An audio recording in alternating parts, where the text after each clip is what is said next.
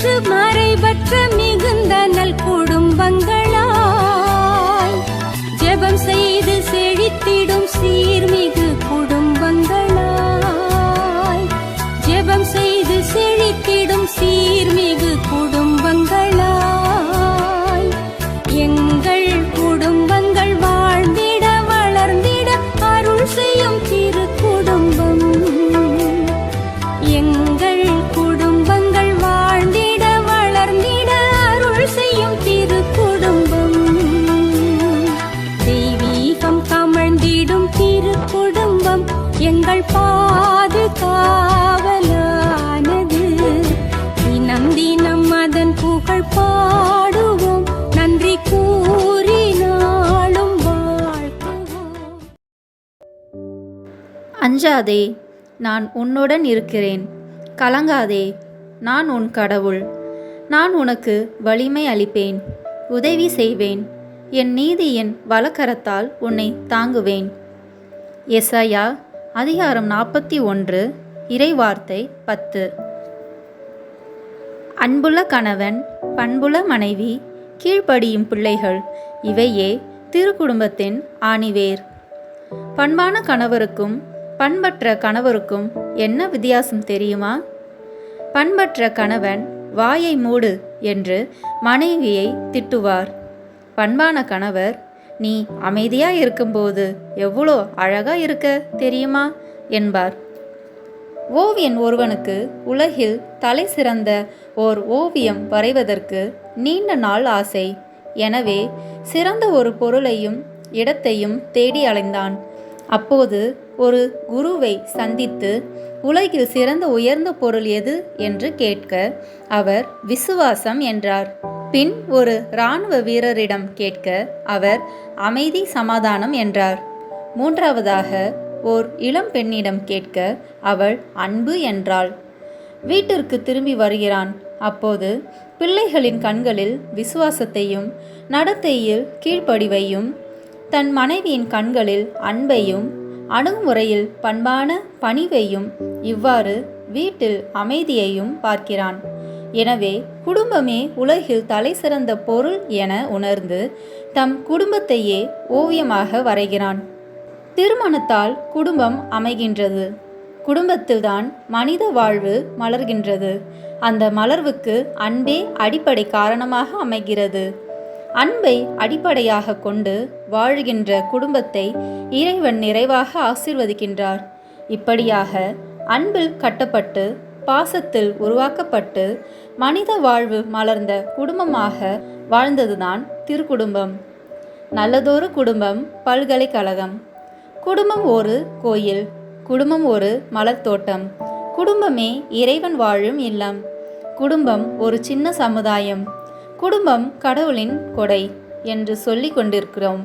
இவ்வாறான நல்லதொரு குடும்பமாக, இறைப்பிரசனம் நிறைந்த குடும்பமாக விளங்கியதே மரியாள் சூசை இயேசு இணைந்த குடும்பமாகும். இக்குடும்பத்தில் வளமை பொங்கவில்லை, செல்வம் செழிக்கவில்லை. இருப்பினும் அக்குடும்பத்தில் மகிழ்ச்சி இருந்தது. ஏனென்றால் அங்கு கடவுளின் பிரசன்னமும் கடவுள் பயமும் இருந்தது. இயேசு மரி சூசை என்னும் திருக்குடும்பம் குடும்ப வாழ்வுக்கு முன்னோடியாக இருக்கின்றனர். இன்றைய குடும்பங்கள் திருக்குடும்பங்களாக மாற குடும்பத்தில் கணவன், மனைவி, பிள்ளைகள் எத்தகைய பண்புகளை கொண்டிருக்க வேண்டும் என்பதை திருக்குடும்பம் அழகாக வாழ்ந்து காட்டியிருக்கிறது. புனித சூசைப்பர் ஒரு நீதிமான். அன்னை மரியாளை ஏற்றுக்கொண்டார். கடின உழைப்பாளி. விவிலியத்தில் இவரை பற்றி அதிகமாக கூறப்படாவிட்டாலும் தொழிலாளர்களின் பாதுகாவலராக, திருச்சபை குடும்பங்களின் பாதுகாவலராக, இறை திட்டத்தில் செயற்படுபவராக காட்டப்படுகின்றார். அன்னை மரியா ஆண்டவருக்கு அடிமையானவர். கணவரை நேசித்து அவரோடு பெத்லஹேமிற்கு சென்றார். பக்தி உள்ளவர். அதனால் பிள்ளையை கூட்டிக் கொண்டு தம் கணவரோடு எருசலேம் ஆலயம் சென்றவர். இத்தகைய பண்புகளோடு நல்ல தாயாக, இன்பத் துன்பங்களை ஏற்றுக்கொள்ளும் பெண்ணாக, அடக்கம், அமைதி, இறையொருள் பெற்றவராக வாழ்ந்து வந்தவர். இயேசு பெற்றோருக்கு பணிந்து மதித்து நடந்தவர். அனைவருக்கும் உகந்தவராக வாழ்ந்தவர். ஞானம் பெற்றவராய் இருந்தார். இவ்வாறு இயேசு மரிசூசை கொண்டிருந்த பண்புகளை வாழ்வாக்கும் ஒவ்வொரு குடும்பமும் திருக்குடும்பமாகும். இன்றைய குடும்பங்களுக்கு தேவையானது ஒருவர் ஒருவரை வாழ்த்துதல், பொது இடங்களில் புண்படுத்தாது இருத்தல், கணவன் மனைவி மதித்து வாழ்தல், நல்வழிப்படுத்துதல், ஒருவர் ஒருவருக்கு தியாகம் செய்தல், குடும்பத்தோடு சேர்ந்து நேரத்தை செலவிடுதல், தினமும் குடும்பமாக ஜெபித்தல். ஆகவே இன்றைய குடும்பங்கள் உறவின் பாலங்களாக இருக்க வேண்டும். பகையை பாசத்தால் வெல்ல வேண்டும். இறை பிரசனத்தாலும் ஜெபத்தாலும் அன்புறவாலும் குடும்பத்தை கோயிலாக்க வேண்டும். அப்போது ஒவ்வொரு குடும்பமும் இறைவன் வரைந்த ஓவியமாக மாறும். நாம் தூங்கச் செல்லும் முன் இந்த நல்ல நாளை நமக்கு தந்து பல அருட்கொடைகளை வழங்கிய இறைவனுக்கு நன்றி செலுத்துவோம். இன்று நாம் செய்ய தவறிய நம் கடமைகளை இறைவனிடம் சொல்லி மன்னிப்பு வேண்டுவோம். மேலும் நாம் ஏதாவது நன்மை செய்திருந்தால் அவற்றை நம் அன்பின் காணிக்கையாக இறைவனுக்கு ஒப்பு கொடுப்போம். வாருங்கள், நாம் இணைந்து குடும்ப ஜெபம் ஜெபிப்போம். தந்தை, மகன், தூய ஆவியின் பெயராலே ஆமேன். அன்பின் ஆவியே, இன்று நாங்கள் ஜெபிக்க இருக்கும் குடும்ப ஜெபத்தில் பக்தியுடனும் விசுவாசத்துடனும் பங்கு கொள்ள உமது பிரசன்னத்தாலும் வரங்களாலும் எங்கள் அனைவரையும் நிரப்பி அருளும். ஆமேன். அன்பான இறைமக்களே, இன்று குடும்பத்தின் புண்ணியங்கள் என்பதை குறித்து நம் கடவுளாகிய ஆண்டவர் திருத்தூதர் பவுல் வழியாக நமக்கு கூறும் இறை வார்த்தையை இப்போது கேட்டு தியானிப்போம். கலாத்தியருக்கு எழுதிய திருமுகத்திலிருந்து வாசகம். அதிகாரம் 5, இறை வார்த்தைகள் 13 முதல் 26 வரை. அன்பர்களே, நீங்கள் உரிமை வாழ்வுக்கு அழைக்கப்பட்டிருக்கிறீர்கள். அந்த உரிமை வாழ்வு ஊனியல்பின் செயல்களுக்கு வாய்ப்பாய் இராதபடி பார்த்து கொள்ளுங்கள். ஒருவருக்கொருவர் அன்பின் அடிமைகளாய் இருங்கள். உன்மீது நீ அன்பு கூறுவது போல உனக்கு அடுத்திருப்பவர் மீதும் அன்பு கூர்வாயாக என்னும் இந்த ஒரே கட்டளையில் திருச்சட்டம் முழுவதும் நிறைவு பெறுகிறது. ஆனால் நீங்கள் ஒருவரை ஒருவர் கடித்து விழுங்குவதை நிறுத்தாவிட்டால் ஒருவரால் ஒருவர் அழிக்கப்படுவீர்கள். எச்சரிக்கை. எனவே நான் சொல்கிறேன், தூய ஆவியின் தூண்டுதலுக்கேற்ப வாழுங்கள். அப்போது ஊனியல்பின் இச்சைகளை நிறைவேற்ற மாட்டீர்கள். ஊனியல்பின் இச்சை தூய ஆவிக்கு முரணானது. தூய ஆவியின் விருப்பம் ஊனியல்புக்கு முரணானது. இவை ஒன்றுக்கொன்று எதிராய் உள்ளதால் நீங்கள் செய்ய விரும்புவதை உங்களால் செய்ய முடியவில்லை. நீங்கள் தூய ஆவியால் வழி நடத்தப்பட்டால் திருச்சட்டத்திற்கு உட்பட்டவர்களாய் இருக்க மாட்டீர்கள். ஊனியல்பின் செயல்கள் யாவருக்கும் தெளிவாய் தெரியும்.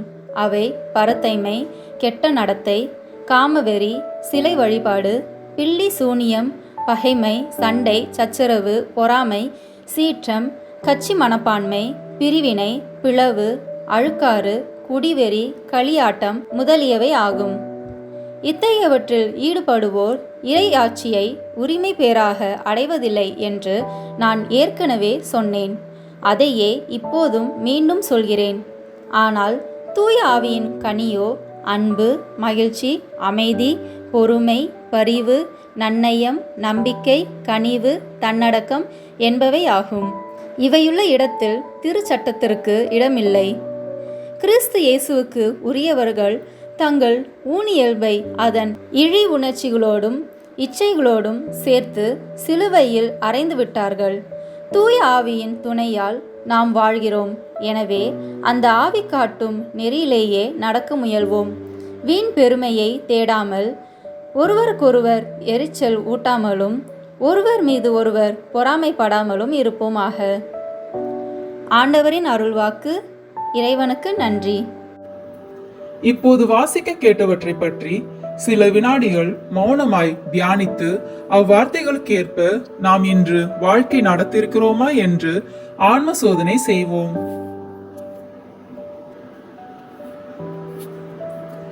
எனது குடும்பத்தில் உறவுகள் சிறந்து விளங்குகின்றதா? ஒருவருக்கொருவர் பரிவு, இரக்கம், நல்லெண்ணம், மனத்தாழ்மை, கனிவு, பொறுமை ஆகிய பண்புகளை குடும்பங்கள் கட்டி எழுப்புகின்றதா? குடும்பத்திற்கான தலையான புண்ணியங்கள் 7. குடும்ப ஜெபம், விட்டு கொடுத்தல், பரித்தியாகம், மன்னிப்பு, ஏற்றுக்கொள்ளுதல், பகிர்வு, புரிந்து கொள்ளுதல் இவற்றை கடைபிடிக்கிறோமா? குடும்பத்திற்கான தலையான பாவங்கள் 7: பக்தியின்மை, ஆடம்பரம், சந்தேகம், அதிகாரம், சுயநலம், உரையாடலின்மை, ஏற்றுக்கொள்ளாமை இவற்றை வேரோடு எரிகிறோமா? இவற்றை குறித்து சற்று சிந்திப்போம்.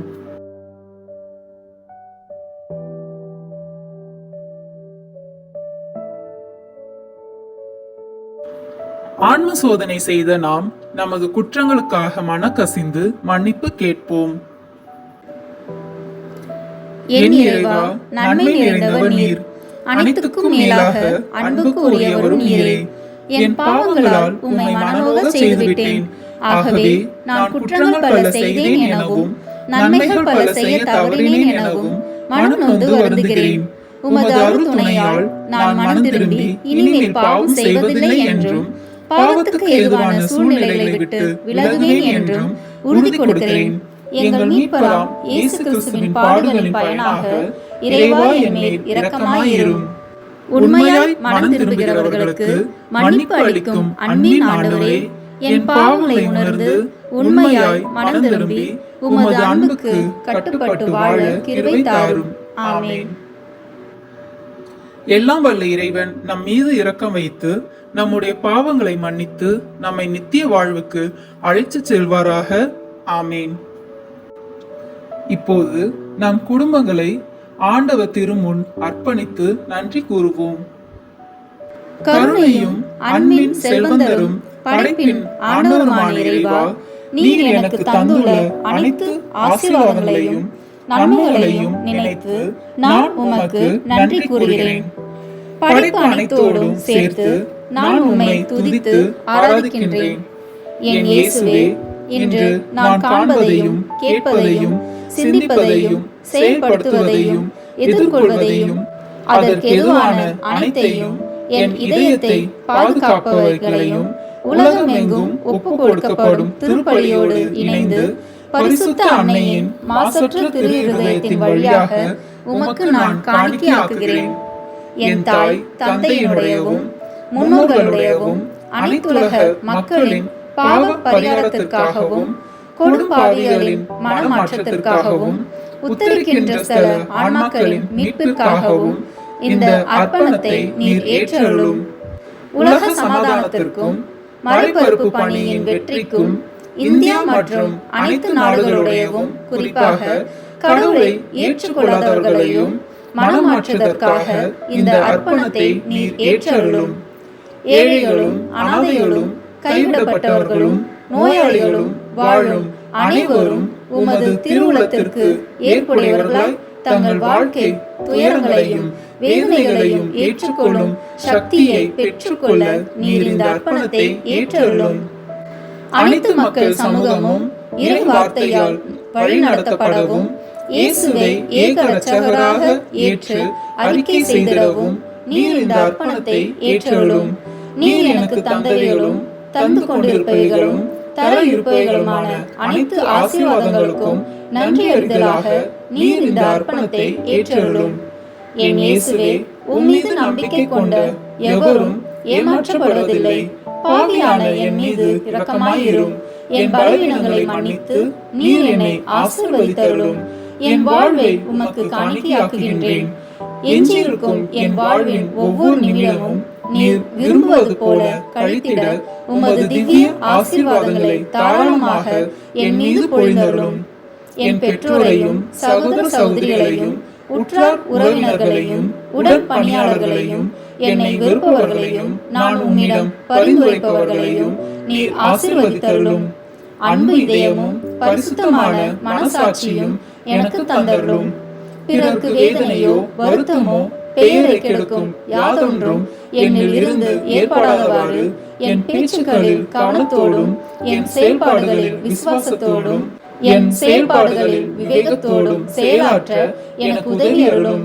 ஆன்ம பலத்தால் கோபத்தை அன்பாக பகிர்ந்திடவும் அன்பால் பழிவாங்கும் சிந்தனைகளை வெற்றி கொள்ளவும் பல்வேறு இன்னல்களுக்கு உள்ளாகப்பட்ட நிலையிலும் சமாதானத்தை இழந்து விடாமல் உம்மையே அடைக்கலமாக்கி நான் வாழ எனக்கு உதவி அருளும்.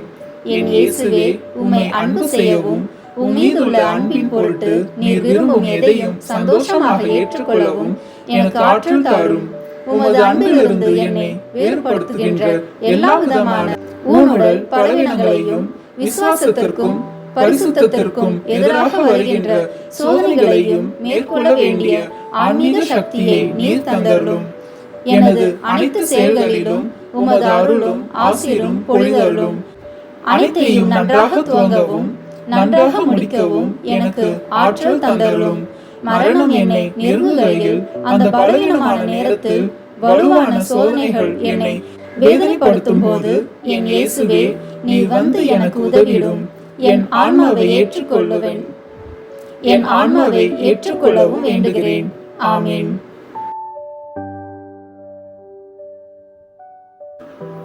ஜெபிப்போமாக. எல்லாம் வல்ல சர்வேஸ்வரா, உமது திருமகன் இயேசு கிறிஸ்து மரியாளுக்கும் சூசேப்பருக்கும் பணிந்திருந்து குடும்ப வாழ்வை சொல்லறிய புண்ணியங்களால் அர்ச்சிக்க வேண்டுமென்று திருவுளமானீர்.